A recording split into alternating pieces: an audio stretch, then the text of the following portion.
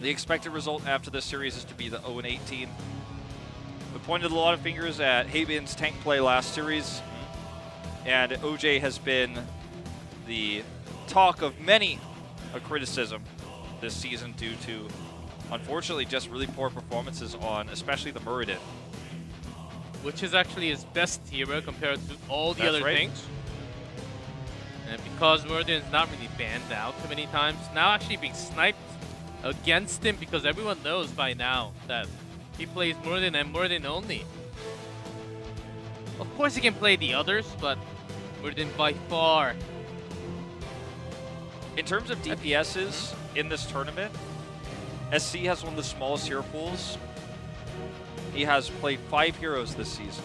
Hanzo is number 1, obviously. Tracer, no longer meta. Phoenix, Genji, and Li Ming. He's played 1 game of Genji, 1 game of Li Ming. So basically 3 heroes, Hanzo, Tracer, and Phoenix. With the 3 bans, Feliz needs to draft around SC. Zhonga as well with only 4 solo laners, Urel, Dahaka, Blaze, and Tassadar. So, you know, very small hero pools compared to Feliz. That's one thing that they need to do. Ballistix of the top 3 teams has the weakest hero pools. That's why they struggled at mid-season brawl, one of the reasons. You've got to target ban SC. You take away his Hanzo and his Phoenix. He's left with the Tracer only. And a no Tracer meta, that is how you win this series. That is how you take advantages in this series. Feliz has the opportunity to be the first team to stand up to Ballistix and say, it's time to adapt. You failed to do so. I see you're 5-1 on Hanzo, but if you cannot play the Hanzo, it doesn't matter. 4-2 Tracer.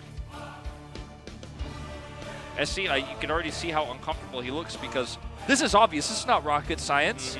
This is not some sort of crazy concept. This is obvious. We've been talking about SC's hero pool. Everyone's been talking about SC's hero pool. The other foreign casters at the mid-season brawl talking about his hero pool. Korean commentators talking about his hero pool. Everybody knows it. So you got to play around that. Will be Infernal Shrines for game 1. And before I get into this rant any further, we should mention that due to Ballistix showing up late 3 times in a row for their call time, they will lose their first ban in this game, so don't be surprised when you see the shatter in-game. They are not allowed to ban their first ban. Not phase. 3 times in a row, but or 3 times total, rather. They stack. Last time 2 of the members were late, so that counts as a 2. But today, 1 more member, so they will actually lose the first ban. So don't be surprised if we... Well, I was told they lost it. Or they will just maybe get the second one. We were told one of the bans would be shattered. So I'm guessing the second one will be shattered. So remember, in a normal situation with both bans, if Feliz did not want Raynor to be or Genji to be taken, they would need to ban both here. As much as was mentioned, with the Alexstrasza ban being a target ban on the map. But Lyra? What? I think we're making a I literally think they banned and they were not allowed to. I literally think that's what happened. Literally, Ballistix just broke the rules. So we're gonna redo the draft. That's what we were told by the referee during the break. So, because it switches up if you can ban. Yeah, so that was just the order is order actually does not make sense. If you can actually ban and have the second one not being banned out, which may actually benefit you in lots of ways. Yeah. So you can't have that, as you're the one late. I think Ballistix they didn't quite understand they were not on the same page. Yeah, they just need to... We're going to remake the draft. Hopefully they don't incur another penalty from this. But again, the late penalties stacking up. It's not a good situation. Korea is the only region, obviously, with the offline aspect to it. So that's why that showing up late is actually a penalty. And obviously, if you show up late for the online portions of other regions, it can be an issue, but it's usually pretty easy to show up to your computer on time versus arriving in a studio setting. So this time, the ban timer will tick to 0 and it will shatter, and we will see Feliz start the ban phase. does happen sometimes. Phase number 1, Tempest didn't show up in the first 15 minutes, so they had to forfeit the entire match. That's right. Feliz got the free win. And we had some of those back in a few years ago. We had some being super sick, which we cannot control, so sometimes they forfeit, or you can actually have a replacement for the match, which was not really too great for them. So there's the shatter. Oftentimes, what happens when you go to the toilet? Yep. Says, "Oh, I'm in game." Rainer banned. They will ban the Genji almost 100% here. Ballistix continues the trend. They'll ban the Alex Strasser. There it is. There's the Genji ban. You have to do this, remember, as I mentioned before. Otherwise, they will. Especially against a stronger team, you just have to. I think this will stay, especially for the lower teams on the standings. Let's do SC tracker, okay? Of his 5 heroes he's played, 2 are already removed. Genji Phoenix. His number 3 being the Tracer. For Hanzo. Yeah. So you've got to pick the Hanzo here if you're sticking with your comfort picks. Obviously, SC would love to play Rainer, but that's never going to happen. The Hanzo pick is just an inevitability. You do not ever have to ban the Maiev or worry about that as Feliz, because you know that Ballistix hero pool is so weak that in terms of DPSs, you just control that. You get what you want. You get the Phoenix. You prepare around SC's Hanzo. Have counter picks for that. And then your life gets a lot easier. Ban here will be on the Blaze, the sole laner. Ballistix will have this second ban, of course. ETC pair with Blaze is just so powerful. And on this map, when you have the bunker control on, along with some power slide threat, along with you against your team, you don't want to have that at any time. That's the reason why, not just because he's very good at sustaining in solo lane. So main tank here for Feliz may end up being the Garrosh or the Johanna. Johanna is very strong against Hanzo and is, in my opinion, OJ's best tank. It's just my personal opinion on the matter. I mean, statistically speaking, it is his most played hero. Obviously, they haven't won a single map. Just with the eye test, though, Johanna has been his best hero, in my opinion. This is now his 6th game on it. He will pick it up. Ballistix banning the Anubrak here, I think, might have been incorrect. It's great to shut down mosh pits. They get the Junkrat we saw earlier today. In terms of, obviously, the Hanzo pick that SC's got a great win rate on, they look strong right now, but it's just continued predictability that I'm worried about. Jaina without the Blaze is not too common in Korea at all, but still, with the Leoric, I think they are just thinking they have a lot, not too much better of a front tank line, but they do a lot more damage with the Life Lead to also percent damage as well against Johanna. Could be good of a threat, and Jung actually playing Leoric when no one else is playing. I think this should be a Karazim pick. Deckard, okay. Not a bad sustain if you look for a late game. True, but the concern that I have is that this support needed to be able to either threaten Hanzo or Jaina like a Karazim can, or be able to give burst heals like an Uther can. Stukov was never going to be the right choice versus this. 7-sided could have done a lot to aggressive Leorics and ETCs. If they're able to lock down Malfurion and ETC with Scroll of Sealing, or, you know, with some good Roderick cubes, burn through some of the healing, for example, that Malfurion can put off later on. There's ways that Deckard can work, but I personally would have preferred either of the other meta supports here. I think Deckard just thinking about some system sustain, along with the shield at 4. Especially when they have Phoenix, it helps Phoenix actually get the shield back as well. That's only if they go late game, they have to sustain with Deckard, but before that time, Ballistix may just push them with the CC they have. They have the burst as well. Well, Deckard's going to get the extra slow on one.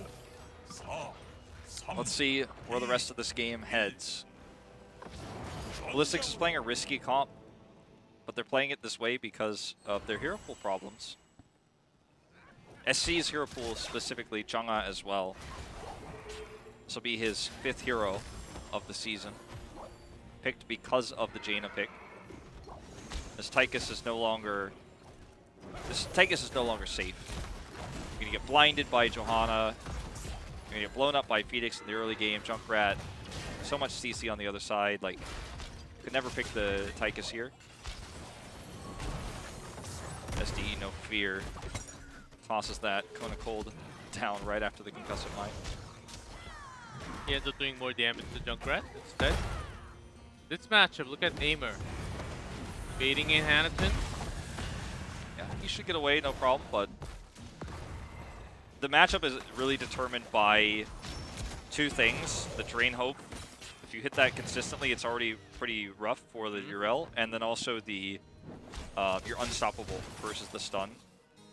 If you can hit the Drain Hope and correctly time your unstoppable, your Wraith Walk, then you actually can win the matchup as the Yorick.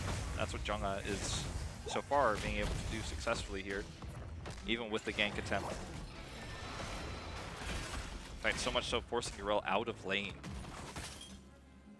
Chang'e having a great time right now in this matchup.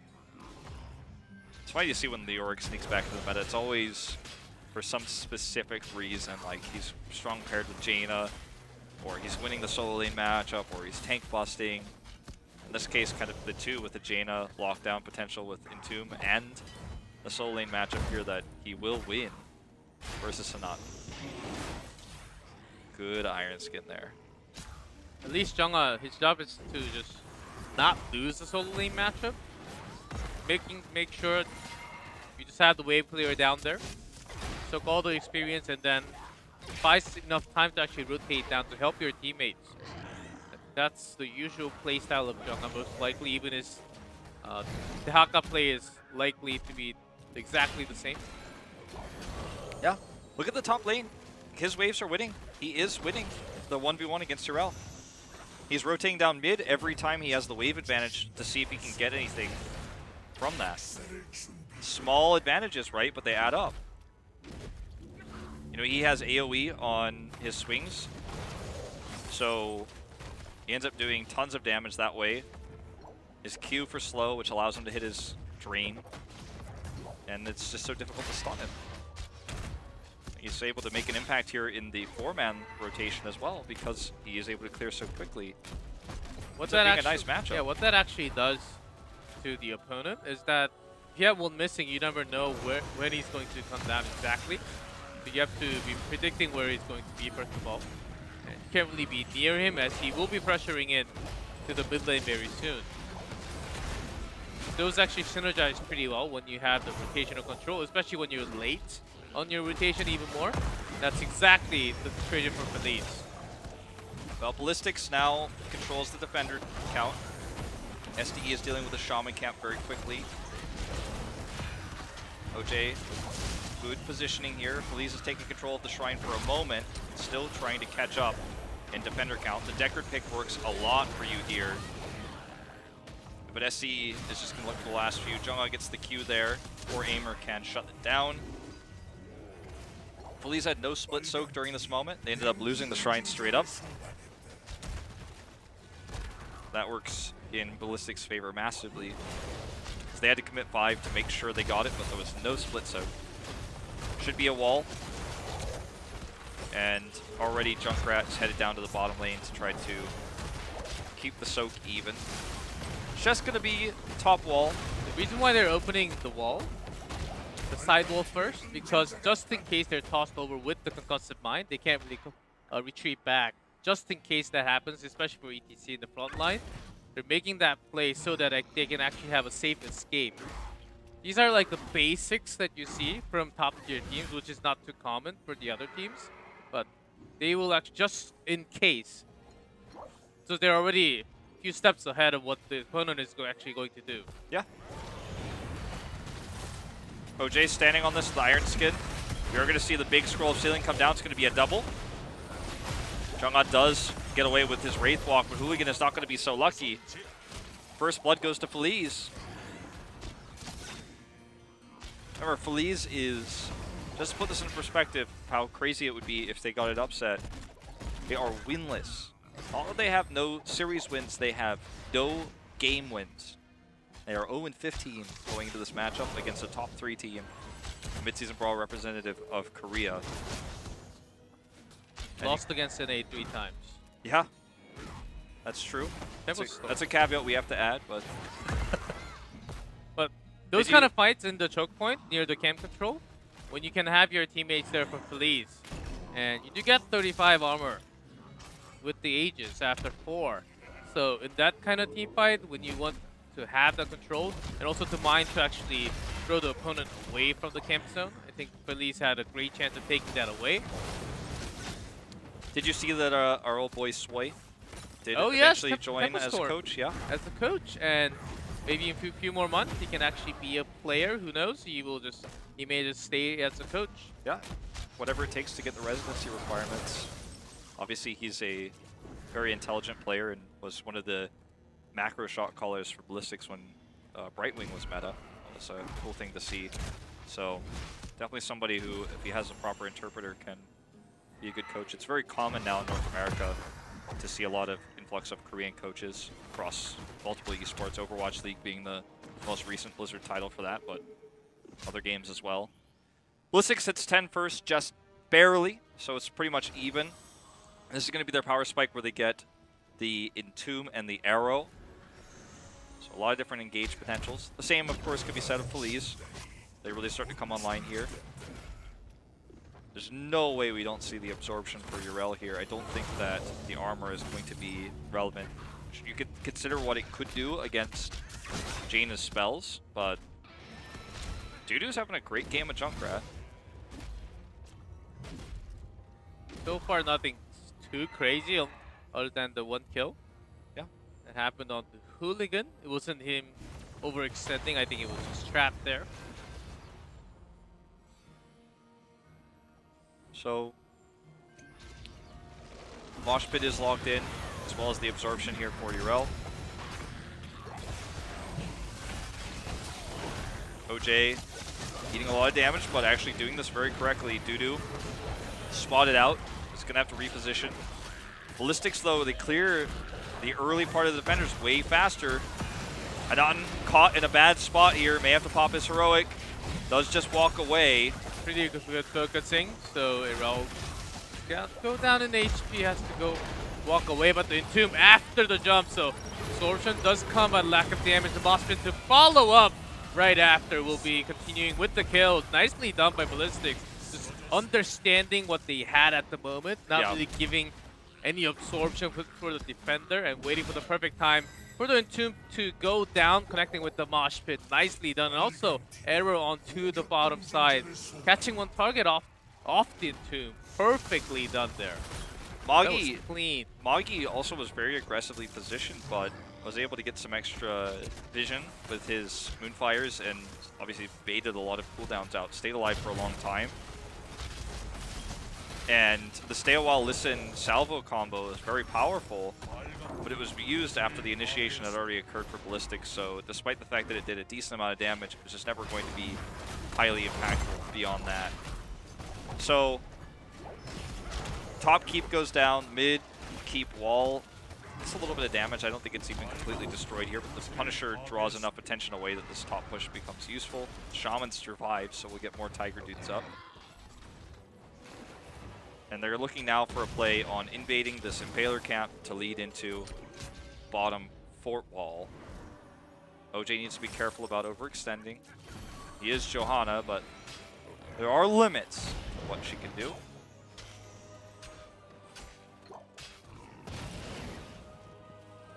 Mid neutral camp taken. Scroll of Sitting will whiff. Its minions only used mostly for wave clear here. Just seeing that one team fight. Please. Seems like Ballistix because they have some combos that could line up beautifully like just happened. Let's see what other kind of positioning that Feliz can actually take. That was not a bad one. Hero at the front along with OJ. Hero to take a little bit more damage than the rest of the members, so it was really hard to sustain by only the potions from Deckard. Yeah. I mean, he's spamming them out all on the wall just so that they can eat some of the poke damage and heal up. Again, this choke point. Yeah, I actually like this position, though, for Feliz. They don't capitalize on Hooligan just yet. Now they're getting in there. Okay, there's the combo. Knocked him into the scroll of ceiling. Here's the salvo. It's going to be some big damage. Stay a while and listen means it's tough to collapse, but Liu is caught. The water elemental doing a ton of extra damage here. SDE doesn't look like he yet has his advanced ice block, but it won't matter. The damage is real. The mosh pit comes in once again. Big for Hooligan. And Ballistix turns a fight that looked rough for them position-wise into a huge win. I would like to see a slow replay of that. I think Magi hit multiple Moonfire multiple times at multiple targets. That's why ETC was able to sustain, and also SDE, who was caught between two members of Feliz the entire time. The amount of healing that was provided by getting all the targets by the skill shot, I think that gave him extra sustain, extra heals for everyone. Well, I did not see, I didn't catch it if it did happen, but I'm guessing if it's not ready, it will be very soon, the advanced ice block for SDE. He didn't necessarily need it in that last fight because he was doing so much damage.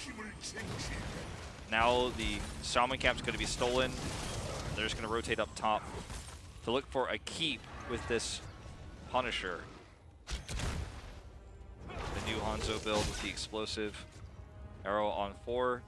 Clears these waves instantly. Sessi gets one of his comfort picks. There are still, you know, not enough bans to take every hero he plays away. Fortunately for Feliz in this case. It's an arcane Punisher. Ballistix has talent tier advantage. Oh, just barely. The animation went off, but he did not get the connection. That was a weird VIP. I know. That was a weird one. It would have been relevant had the interrupt happened. People underestimate actually how hard it is to produce picture-in-picture. It can be very difficult. I've sat in a lot of production rooms over the years. Sometimes a call comes out like that because you think the interrupt comes through, it doesn't. Well, this is going to be Leoric takes the last one. And they trade it for the neutral bottom cap, but Shaman Camp pushed hard, which means there's multiple waves of minions. The Shaman's still at full health. Multiple waves of minions here, plus Tigers. This could be a keep if Feliz makes any mistakes. It will at minimum be a keep wall. Okay, no Iron Skin here for OJ. Missing the boat on that one. Does end up being fine, but they can't really hard engage. 316. The level gap is pretty big. Punisher pretty strong still. Getting the keep down. I think they want to go too many minions. There's just too many minions. Iron Skin's good this time, but the Entomb catches him. Can't Iron Skin your way out of that one. OJ getting very, very low, gets caught there by Jada's root. And unfortunately, that Riptire is just irrelevant in this fight against Malfurion's Tranquility. Focusing on Tyrell. Gets the absorption done. And nicely done salvo, not really connecting too much damage. The arrow's big. The arrow's big. Liu is so low. He does go down. Hanaten lives to fight another day. But now that OJ's dead, he's got no one to peel for him. Tries to drop out the stun. Survives, misses the Q, does SC. The scatter arrow just barely does not connect.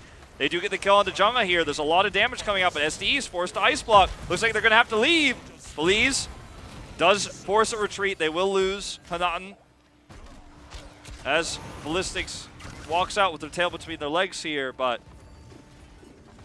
I guess the most critical thing is that they have survived. They live to tell tales of this first game. And pass on to the ring, so it could be destroyed if you go to the volcanoes. Still, they get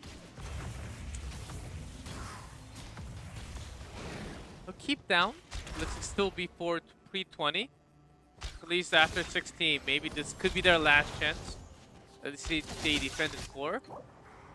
I think Ballistix could have cored if they had every member alive still. Losing Jungha was one of the biggest thing at... Yeah, of course. And, you know, we're still very early in the game, so fast death timers. But with the minions, the problem was that there were so many minions, the keep was going to go down pretty much no matter what. Because the Shaman camp did so much. And now, with Jungha just constantly prepping this top wave, it's going to stack up again. Multiple waves of minions, multiple waves of catapults. And Ballistix, once they hit 20, they've always got that alternate win condition where they just go up top and push the core to get any picks. Okay, Hooligan dodges the Scroll of Sealing here. And already Yrel has used her heroic, not trying to engage here, hard engage, but fails to actually get anything out of it. So that's a big cooldown now. Wasted. Hooligan looking for a good opportunity here with Power Slide. The Entomb's already been used. Arrow comes up decent. Helping zoning here. Hanaten picked off. And that is probably just going to be game. Deckard Cain cannot live through the burst damage, even with his 10 armor. They have, you know, choose your own adventure ending now. They were going to probably go for the wall here, but with Junkrat there, they just decided to take the longer walk around the top. 2 catapults going to be on the core with this. That was already 20. The moment they hit 20, Jungha just having upgraded Entomb with the silence. And look at that Bosch just to lock in with the bolt, with Fashion. Gonna have the style points to finish off this core as well. Didn't have the first man, but still when you can play this well with the macro control for yourself. Yep, they end up taking the first game of the series. Pretty dominant fashion, a weaker early game. And Scans, Pipic